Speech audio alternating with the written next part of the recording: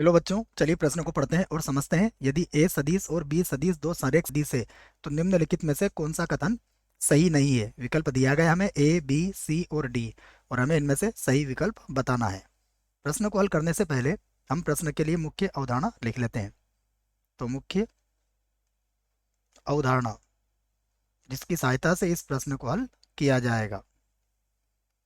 मुख्य अवधारणा में हम संरेख होने के प्रतिबंध पर विचार करेंगे। देखिए, यदि हमें सदिश ए दिया जाता है, ए तथा बी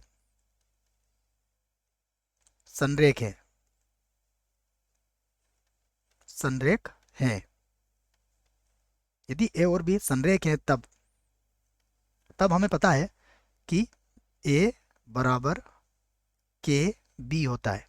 ए सदिश बराबर के सदिश बी होता है, जहाँ के कोई भी वास्तविक संख्या हो सकता है। ये पहला प्रतिबंध है। उसके बाद यदि ए बराबर हमें दिया जाए A1 आई कैप, A2 जे कैप, A3 के कैप, बी बराबर हो B1 आई कैप, B2 जे कैप और B3 के कैप, तो इनमें इनके जो गुणांक होते का अनुपात होता है वो भी क्या होता है, बराबर होता है। ये भी संरेख होने का प्रतिबंधी है।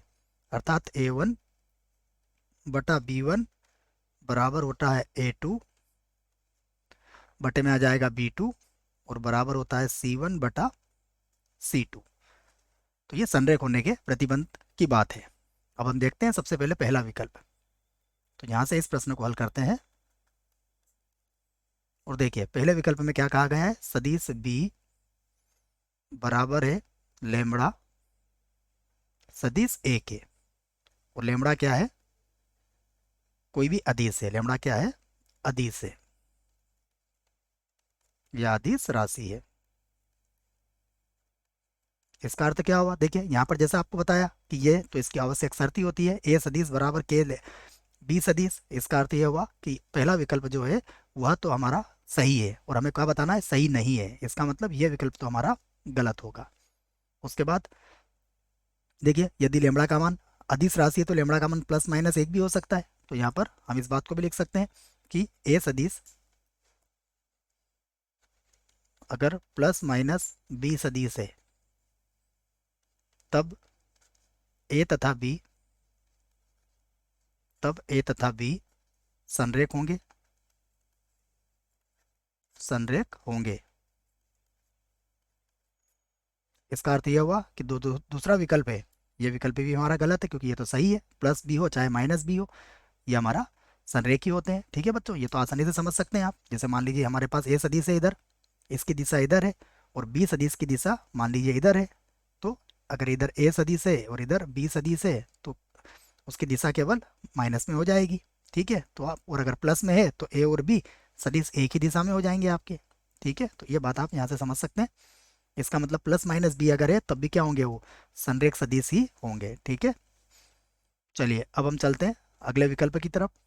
तो इसका अर्थ क्या हुआ कि हमारा विकल्प बी जो है वो भी क्या है, असत्य है। अब ए और बी के क्रमागत घटक समानुपाती होते हैं, यहाँ पर देखिएगा बिल्कुल सही है। यदि क्रमागत घटक समानुपाती होंगे तो वो भी क्या होंगे, वो संरेखी होते हैं। तो इस बात को भी हम लिख लेते हैं कि दो संरेख सदिश के क्रमागत घटक क्रमागत घटक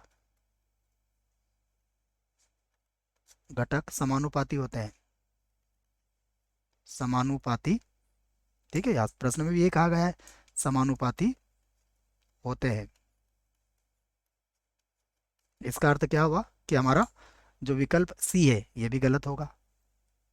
विकल्प डी देखिए, दोनों सदिश ए तथा बी की दिशा समान है परंतु परिणाम विभिन्न है। तो देखो, ऐसा आवश्यक नहीं है। दिशा इनकी क्या हो सकती है, विपरीत भी हो सकती है बच्चों। यहाँ पर दिशा समान कहा गया है, लेकिन विपरीत अगर दिशा है तब भी क्या हो सकती है, संरेख सदिश हो सकते हैं, जिसको हमने यहाँ पर भी समझा था। देखिए, मान लीजिए हमारे पास एक सदिश ए है, ये यहाँ पर हमारे पास सदिश ए है। ठीक है, अब अगर इसको जरूरी नहीं है कि इसी दिशा में दूसरा इसका संरेख सदिश बने, इसके विपरीत दिशा में भी संरेख सदिश हो सकता है। ठीक है, तो जैसे ये सदिश हमारा सदिश ए है, अब इसकी विपरीत दिशा में मान लीजिए मैंने यहाँ पर कहीं पर सदिश बी ले लिया, तो ये भी क्या होंगे, संरेख ही होंगे, जैसा हमने यहाँ पर भी समझा था इस बात को। तो यहाँ पर दिशा एक ही जैसी हो ऐसा आवश्यक नहीं है संरेख सदिश के लिए। इसका अर्थ क्या हुआ कि विकल्प डी जो है ये हमारा क्या होगा, इस प्रश्न के लिए सही विकल्प होगा। ठीक है बच्चों, आशा करता हूँ प्रश्न का उत्तर समझ में आया होगा। धन्यवाद।